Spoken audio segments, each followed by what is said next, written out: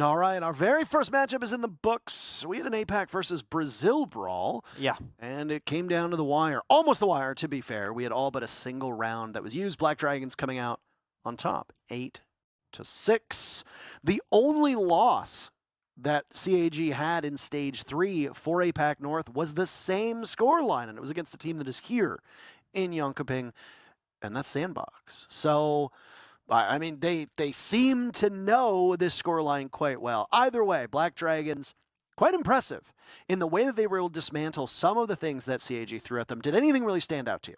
I really liked how Black Dragons had multiple ways to go around the map, right? We often see teams go really easy in the beginning of a tournament, kind of like hide their strats, if you will. They attacked the same bomb site on open area like 3 different ways. They approached it quite well, whether it's like adding an Osa, you know, first time it was just the Sense and the Zero. Next time, Osa gets brought out as well. And they kind of build upon their foundations. I like how they can play aggressive but also passive. We saw that once overtime kicked in. It was a much more aggressive Black Dragons team than in regulation. And it really worked to their favor. And I think it was one of the big stable points for why they overcame Cyclops, because they could change their play style and catch them off guard.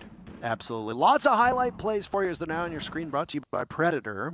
The standout performer for me and for just about everybody who watched, his very first international event. And it's Perez to come in, walking out of this matchup with 21 kills.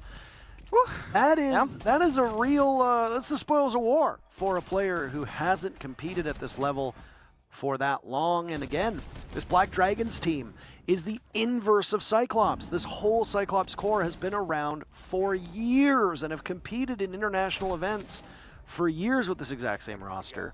Ultimately, victory has eluded them more often than not, but you still got an experienced team, the opposite for Black Dragons. The most experienced player on Black Dragons is Ion, who used to play on that FaZe squad way back in the day, has competed internationally before. The rest of the team are very green, but it doesn't matter because we've seen teams with very limited experience come in and do quite well. The one that always jumps out to me, of course, is always going to be Empire. No longer Empire, completely different team now, but they came in out of nowhere, first international event, they win in Milan, they finish quite strongly in SI. With that Dan roster, they end up winning Milan, and then they end up winning Raleigh shortly thereafter. Again, new teams can make some serious noise, and boy, did Black Dragons ever do that, beating a pretty historic squad in Cyclops. Yeah, I'm curious to see how Black Dragons will continue to develop throughout this tournament, because as they keep succeeding, if that's the case, teams will look out for them, right? They'll study their games that are very recent at this event, to look at exact data of how they performed, and then they can kind of counter that or look into how they develop their strategies. And then that's my question mark for Black Dragons. How deep are their stat books, right? How far can they go? Or is it an early showing of success and then they falter? Well, there's another matchup today from this group, in case you're curious. In fact, 2 more matchups. But it's really challenging when you look at the way that these teams play and you look at the matchups today to see if they're going to be able to pull it back in and make it out of this group. And for Cyclops, they're going to be looking for revenge against M&M. M&M seem to be quite warmed up, and they're not going to be playing at 10 a.m. So who knows how they're going to do. That's it for us. We got another matchup in just a couple minutes. Wolves versus Mirage is next here on the B stream. All 3 points in their quest to have at least a single team compete in the playoffs on Friday. Sonics already came into the day in one of those 2 spots here in the group, and they're in even better position now to make it into the playoffs, beating Cyclops 7-4, Nick. Yeah, and it's only fair for all the early risers co-streaming and watching that NA gets some success early on, but it wasn't that easy for Sonics, right? Sure, they ended up winning, but Cyclops, they were fighting back almost every single round. There are a few gaps in how Cyclops approached this matchup, and I will just say, Sonics, they really did a good job at abusing those, and that's why they came out on top. It's a great job from them, but that's not going to work against every single team. Absolutely. Yesterday it was relatively easy to pinpoint some of the problems that Cyclops had. Their 2 star players, Gator as well as Black Ray, numbers 1 and 2 in APAC North in terms of rating and in terms of kills. They just didn't show up They had very bad performances. Yeah. It was out of character for them. Today, you cannot point your finger at that because both of these players showed up for CAG. It was the supporting cast that in so many ways let down Cyclops today. So yesterday, your star fraggers have trouble. Your supporting cast, by and large, steps up, Aniton in particular. Today, Aniton had an okay day, but the supports were invisible on this team, and they just could not deal with Sonic's entry. And I know that sounds like we're thrusting the supports into a bad light, but in all reality, the light needs to be shone on sQ because time and time again, both Gatorada and Suzu would be in a position where Grixer or Rexen or Kanzan could very easily walk in unchallenged and get the kill, and that's something that you need to give commendation to Sonics for. Absolutely. Abusing gaps is a skill of the team that's succeeding in that area, whereas it also just shows a story of both the backline and the front line of a team matters equally, right? It's all about how it plays together. Good drone work for the entries, they go in with information, they get the kills, boom, boom, pow, success. If one area falls apart, essentially, it all falls apart. Well, ignore what's on the screen because Cyclops did not win 7-4. Sonics won 7-4, so that's the actual scoreline. And honestly, a relatively exciting matchup to start things off. I didn't really come in with any expectations, and as casters, I think we have to set our expectations back in order to give the match the fair shake it gets. Yeah. But you had the superstars from Sonic show up, you had the superstars from CAG show up, and they collided quite well. Time and time again on attack, Black Ray was able to find a way in. Sonics did the same thing when they moved to attack later on, and it ultimately made for a much closer 7-4 than I think the scoreline shows. It does, and it comes down to which team attacked better on Clubhouse. That, to me, was a defining factor because they both defended in similar fashions, right? If you go gym defense, extend to CCTV. So it comes down to how you pick it apart as an attacking team, and that's just where Sonics have a slight edge. Absolutely. On the other stream right now, you might be wondering what's going on. Well, the improbable at the start of today happened. Cyclops toppling Black Dragons by a score of 7-5. We needed all of the rounds to get there, but it happened. And CAG picks up 3 huge points. And we'll get to see how that reflects on this group, because while we casted that match, there was the Sonics and M&M Gaming match that was happening on the other stream that we actually don't know the results to. Nope, just heard yelling. That's about it. Lots and lots of yelling, but nothing else besides that. Walk me through this CAG game. Oh boy. This CAG victory, this Black Dragons loss. What really stood out to you in the match? I mean, for starters, CAG went back to the map they lost on Bank. That's like the first thing that pops up. I'm thinking, that's a bad idea unless you got really good things you figured out studying that game back. Right. They showed that, right?